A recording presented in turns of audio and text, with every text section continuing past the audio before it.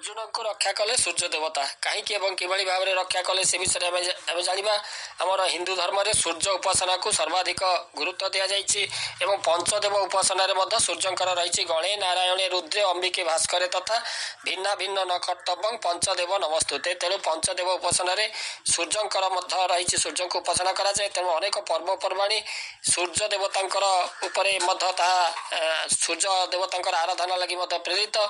ଆମର ଯଦି ଦେଖିବା ଛଟ୍ ପୂଜାରେ ସୂର୍ଯ୍ୟଙ୍କର ଉପାସନା କରାଯାଏ ଏବଂ ସୂର୍ଯ୍ୟଙ୍କର ଯେଉଁ ଉଦିତ ସୂର୍ଯ୍ୟଙ୍କୁ କିଭଳି ଭାବରେ ଏବଂ ଅସ୍ତଗାମୀ ସୂର୍ଯ୍ୟଙ୍କର ମଧ୍ୟ ତାଙ୍କର ବିଶେଷ ଭାବରେ ପୂଜାର୍ଚ୍ଚନା କରାଯାଏ। ସୂର୍ଯ୍ୟ ଦେବତାଙ୍କୁ ନେଇ ପୌରାଣିକ ଆଖ୍ୟାନ ଗୁଡ଼ିକ ମଧ୍ୟ ସେ ରହିଛି। ଯେଭଳି ଭାବରେ ମହାଭାରତ ଯୁଦ୍ଧ କାଳରେ ସୂର୍ଯ୍ୟଙ୍କର ମହାନତା କାରଣରୁ ମହାବୀର ଅର୍ଜୁନଙ୍କର ଜୀବନ ରକ୍ଷା ମଧ୍ୟ ହୋଇଥିଲା।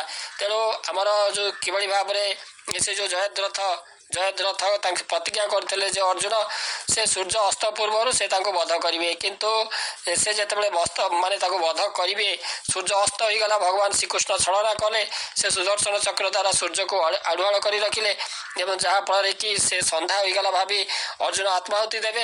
ସେହି ସମୟରେ ଜୟଦ୍ରଥ ବାହାରି ପଡ଼ିଲେ ଏବଂ ଭଗବାନ ଶ୍ରୀକୃଷ୍ଣ ସୁଦର୍ଶନ ଚକ୍ରକୁ ମଧ୍ୟ ପୁଣି ତାକୁ ବାହାର କରି ଆଣିଲେ, ଯାହାଫଳରେ ସୂର୍ଯ୍ୟ ଦେଖାଗଲା ଏବଂ ଜୟଦ୍ରଥକୁ ଅର୍ଜୁନ ସେ ବଧ କରିଥିଲେ। ତେଣୁ ଏଇ ଯେଉଁ ସୂର୍ଯ୍ୟ କାରଣରୁ ଅର୍ଜୁନ ସେ ଆତ୍ମାହୁତିରୁ ସେ ରକ୍ଷା ପାଇଥିଲେ ଏବଂ ମହାଭାରତ ଯୁଦ୍ଧ ଜାରି ରହିଥିବା ବେଳେ ଦିନେ ତୃତୀୟ ପାଣ୍ଡବ ଅର୍ଜୁନ ଏକ କଠିନ ପ୍ରତିଜ୍ଞାରେ ନିଜ ଜୀବନକୁ ବାଜି ଲଗାଇ ଦେଇଥିଲେ।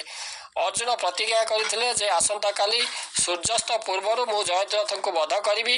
ଯଦି କରିପାରିବି ତେବେ ଯଦି ତାକୁ ବଧ କରି ନପାରିବି ତେବେ ଅଗ୍ନିରେ ଜୀବନ ବିସର୍ଜନ କରିବି। ଏହି ଖବର କୌରବ ଶିବିରରେ ପହଞ୍ଚିବା ମାତ୍ରେ ଖୁସିର ଲହରୀ ଖେଳିଗଲା। ଦୁର୍ଯ୍ୟୋଧନ ଏବଂ ସହଯୋଗୀମାନେ ଯୋଜନା ପ୍ରସ୍ତୁତ କଲେ କିଭଳି ଭାବରେ ଯୁଦ୍ଧ କ୍ଷେତ୍ରରେ ଅର୍ଜୁନଙ୍କ ଠାରୁ ଜୟଦ୍ରଥଙ୍କୁ ଦୂରେଇ ରଖିହେବ। ହେଲେ ମାୟାଧର ଭଗବାନ ଶ୍ରୀକୃଷ୍ଣ ଅର୍ଜୁନଙ୍କର ପ୍ରତିଜ୍ଞା ଜାଣି ସେ ବିରକ୍ତ ହେଲେ। ମାତ୍ର ପ୍ରିୟ ସଖା ଅର୍ଜୁନଙ୍କର ଜୀବନ ରକ୍ଷା କିଭଳି ଭାବରେ କରିହେବ ତାହାର ବାଟ ମଧ୍ୟ ସ୍ଥିର କଲେ। ପରଦିନ ଯୁଦ୍ଧ ଆରମ୍ଭ ହେବା ମାତ୍ରେ ଧନୁର୍ଦ୍ଧର ଅର୍ଜୁନ ସେ ଶରବର୍ଷ ଆରମ୍ଭ କରିଦେଲେ। କୌରବ ବାହିନୀ ପୂର୍ବ ଯୋଜନା ମୁତାବକ ଜୟଦ୍ରଥଙ୍କୁ ଘେରି ରହିବା ସହିତ ଅର୍ଜୁନଙ୍କ ସମ୍ମୁଖକୁ ଆସିବାକୁ ଦେଲେ ନାହିଁ। ଏହିଭଳି ଭାବରେ ବେଳ ଗଡ଼ିବାକୁ ଲାଗିଲା ଏବଂ ଯେତେ ବିଳମ୍ବ ହେଉଥାଏ କୌରବ ପକ୍ଷ ମଧ୍ୟରେ ଉତ୍ସାହ ମଧ୍ୟ ବଢ଼ିବାକୁ ଲାଗିଥାଏ। କିନ୍ତୁ ପାଣ୍ଡବ ପକ୍ଷରେ ଭାଳେଣି ଖେଳିଗଲା। କ'ଣ ହେବ ଯଦି ସନ୍ଧ୍ୟା ହୋଇଯାଏ? ଅର୍ଜୁନ ନିଶ୍ଚୟ ନିଜର ପ୍ରତିଜ୍ଞା ପୂରଣ କରିବେ। ସମସ୍ତେ ଭଗବାନଙ୍କୁ ମନେ ମନେ ପ୍ରାର୍ଥନା କରିବାକୁ ଲାଗିଲେ। ହଠାତ୍ ଏହି ସମୟରେ ଆକାଶରେ ବାଦଲ ଘୋଟିଗଲା, ସୂର୍ଯ୍ୟ ଆଖି ଆଢ଼ୁଆଳକୁ ଚାଲିଗଲେ। ଅର୍ଜୁନ ଯେତେବେଳେ ଜୀବନ ଦେବେ ବୋଲି ନିଶ୍ଚିତ ହୋଇଯାଇ କୌରବ ପକ୍ଷ ଆନନ୍ଦରେ ଆତ୍ମହରା ହୋଇଗଲେ ଏବଂ ସେମାନେ ଜୟଦ୍ରଥଙ୍କର ଯେଉଁ ଚାରିପାଖରୁ ସେ ଘେର ଭାଙ୍ଗିଦେଲେ। ଜୟଦ୍ରଥ ଅର୍ଜୁନଙ୍କର ସମ୍ମୁଖକୁ ମଧ୍ୟ ଚାଲି ଆସିଲେ। ଜୟଦ୍ରଥ ଆସ୍ପର୍ଦ୍ଧା ସେ ଦେଖାଇଲା ଏବଂ ରଣହୁଙ୍କାର ଦେଇ ସେ ଆହ୍ୱାନ ଦେଲେ, ଏଥର ମୋତେ ମାର ନଚେତ ନିଜେ ମର।